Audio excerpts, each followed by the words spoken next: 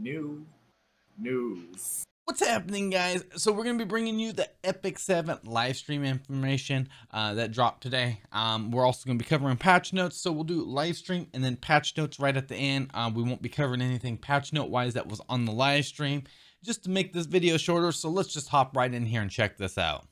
First, guys, make sure you guys get your free 3 leaves, and I think you get some gold out of that.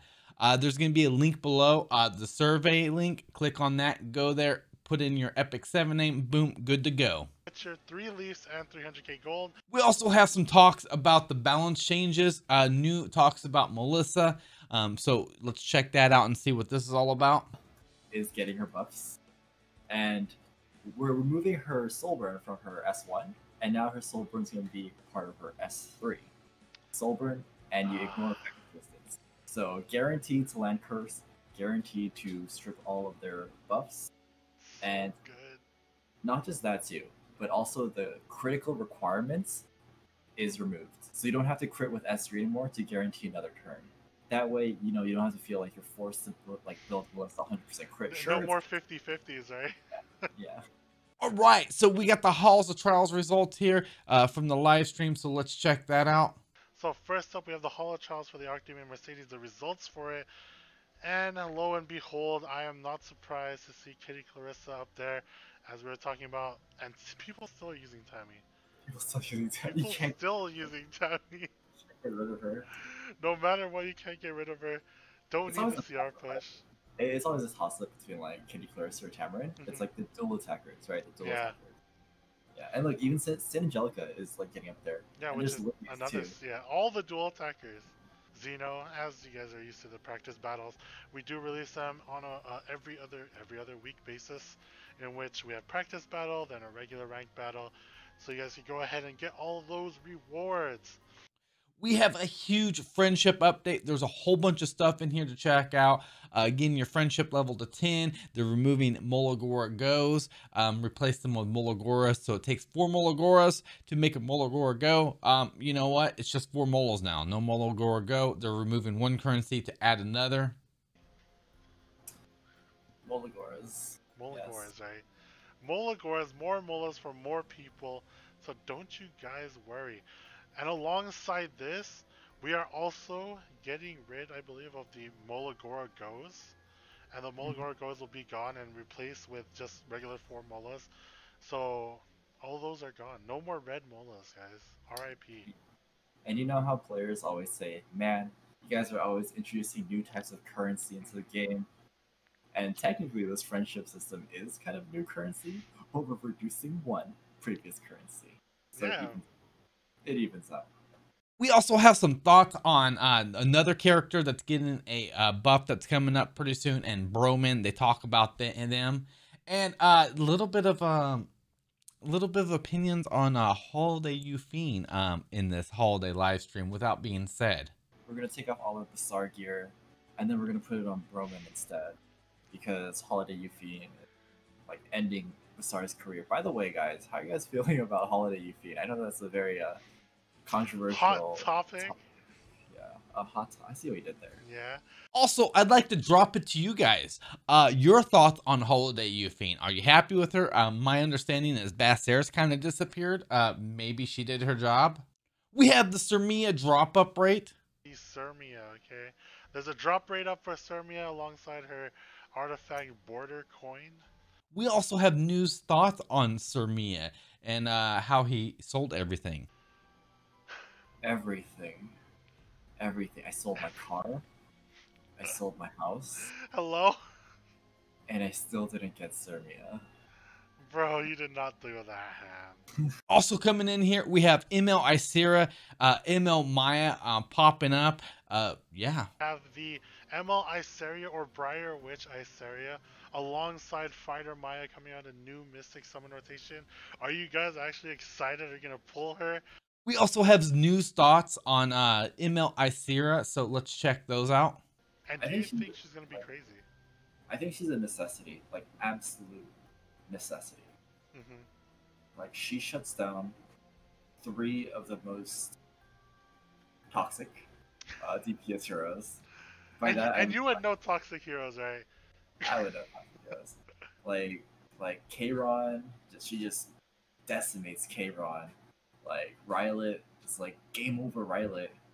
Arbiter Villager to the extent too, no basket procs. Attack down. It's insane.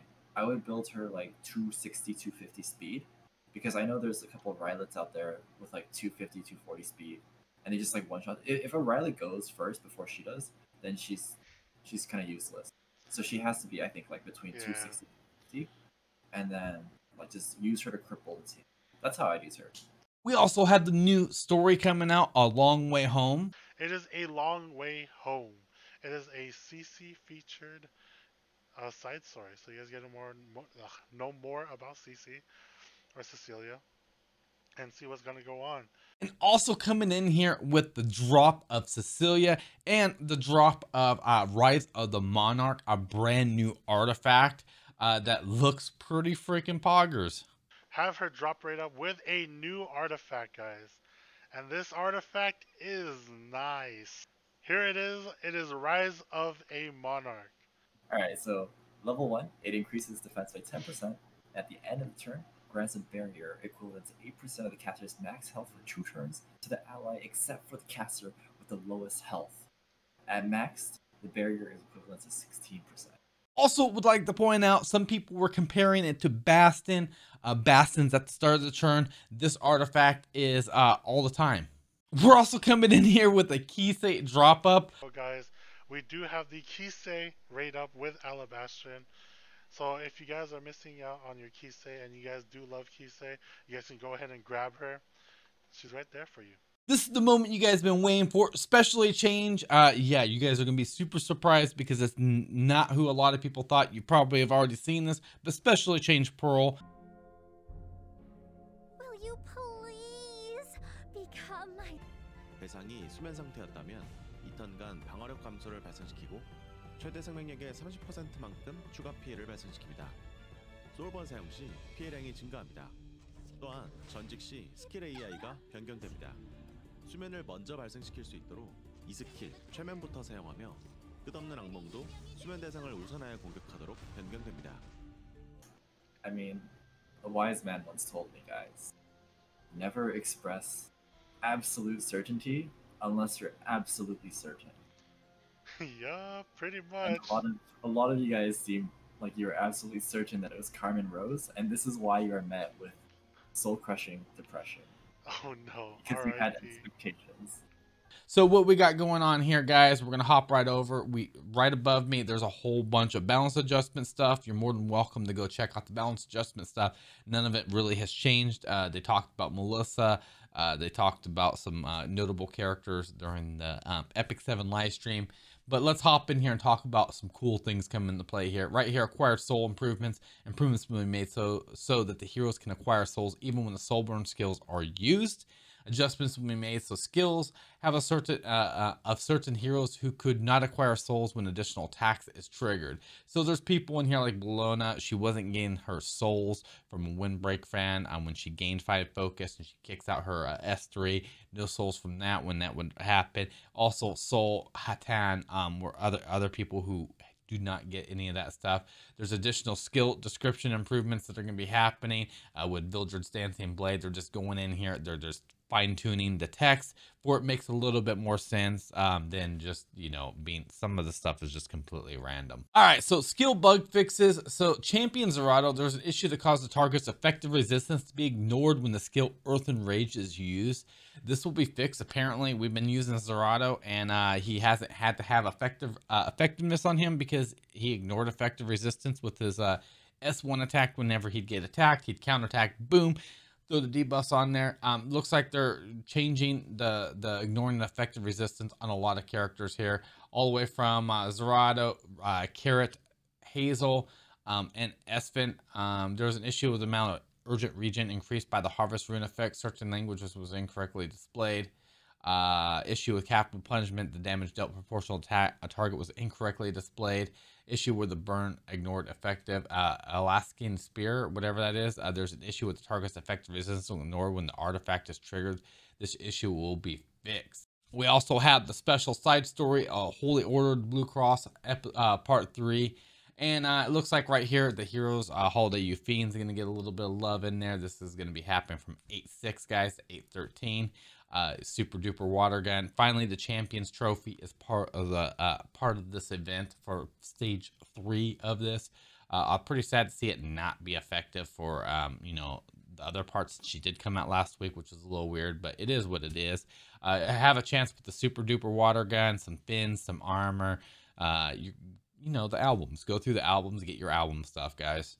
Also going to have a treasure stage here. It looks like Mulagora Challenge. Mulagora stage will be available in week 3 of the special side story. So you complete it, get to the Mulagora part, get yourself that sexy. So we'll go over her skills real quick. Throws a sword at the enemy, a 65% chance to decrease defense for 1 turn. This actually goes up to a 75% chance to decrease defense with an S1, which is actually not too bad for an S1. It's not bad at all. Coming in here with Witch's Curse, increase the hit chance by 25%. A successful attack inflicted additional damage on the enemy. Additional damage increased proportional to caster's attack. So this hit chance is 25%. You can also add some more in here and get that hit chance up to a 35% chance to hit. On top of that, you can wear yourself Oath Key, which gives you a 55% chance with a maxed out Oath Key with this character to hit. We also have Curse Thorn here. Attacks all enemies with a Curse Thorn Bush, dispelling all buffs with a 60% chance to decrease attack and make them unable to be buffed for 2 turns, which is very awesome.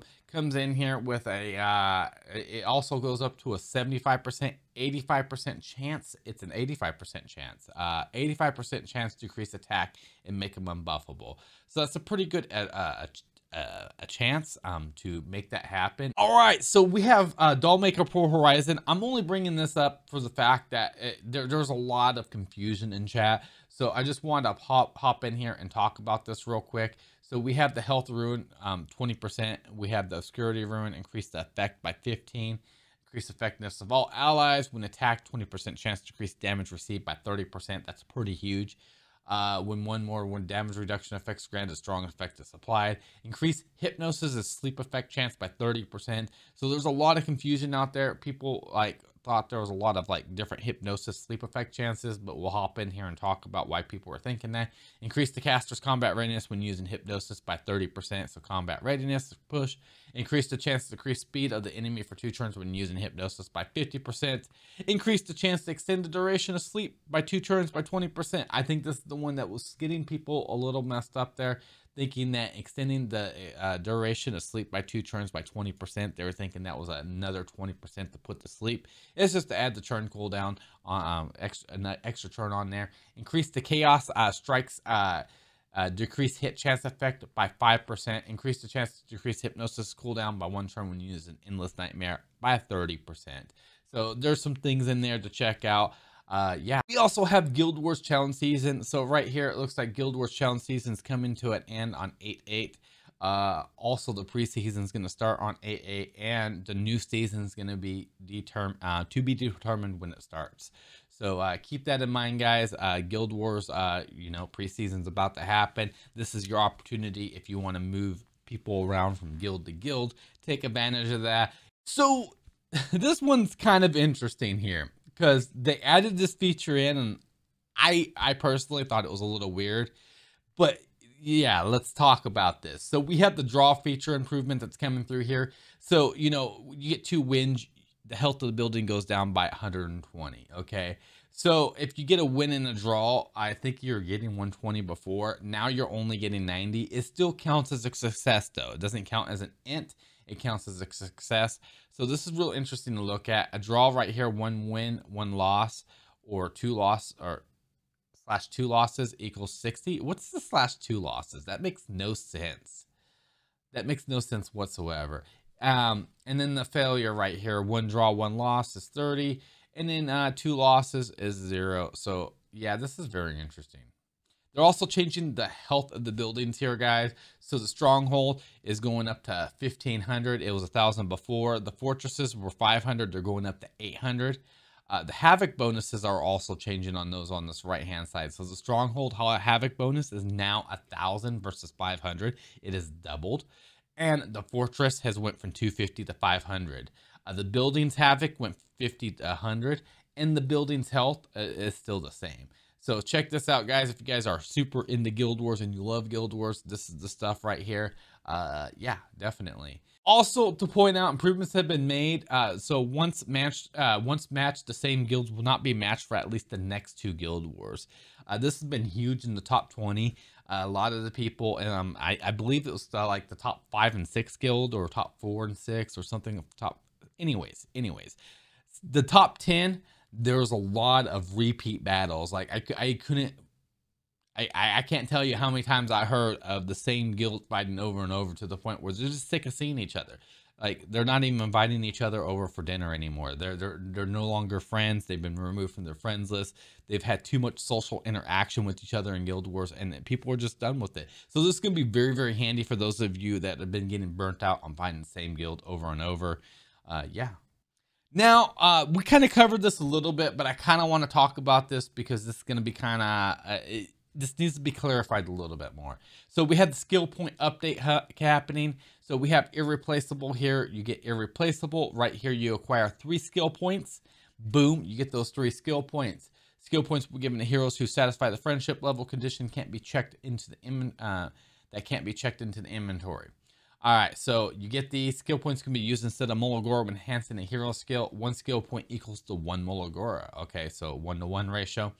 All right, acquiring skill points after a 4-star starting grade hero friendship 10 can attain 3 skill points for a hero when they enter the skill enhanced screen for that hero.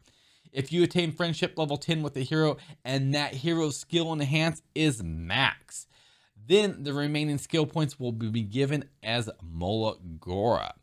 So the remaining skill points will be given as Molagoras. That is very, very interesting. So you can get some Molagoras back. So it looks like you can get some Molagoras back that way. So friendship expansion. Previously, players could not attain friendship points from Labyrinth, camping, adventure, hunt, other PvE content. Following this restructuring, players will also be able to attain friendship points from certain PvP content. Before, PvE content, Labyrinth camping.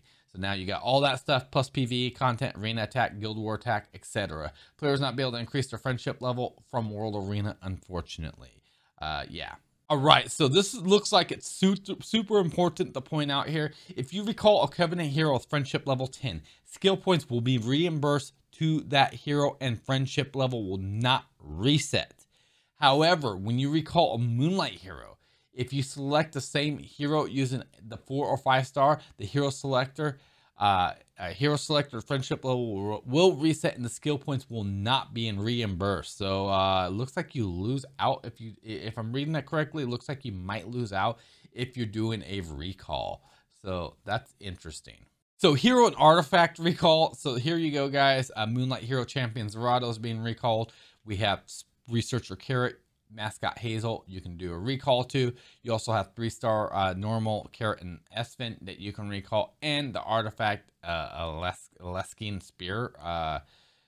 Why would that be on the recall or bug? Oh, recall or bug fix. All right, so also you're going to be getting meteor shards for your 4-star hero. So if you've done a bunch of champion Zeratos into champion Zeratos, you can get a meteor shard, which can be used as a memory imprint for anybody that's a 4-star hero. We have some quality of life improvements here, guys. So it looks like here at locked heroes only, so you can click this button here to show all of your locked heroes. All right, with that being said, what do you guys think of this format of these patch notes, of the highlights of the live stream? Yeah, let me know below what you guys think about that, if you guys like this format. With that being said, we're going to be wrapping this up. Thank you guys so very much for watching this. The very few of you that have probably made it to the end. Also, yeah, you guys have a great day. Don't forget to hit that like button. Don't forget to hit that subscribe button. And I'll see you guys later.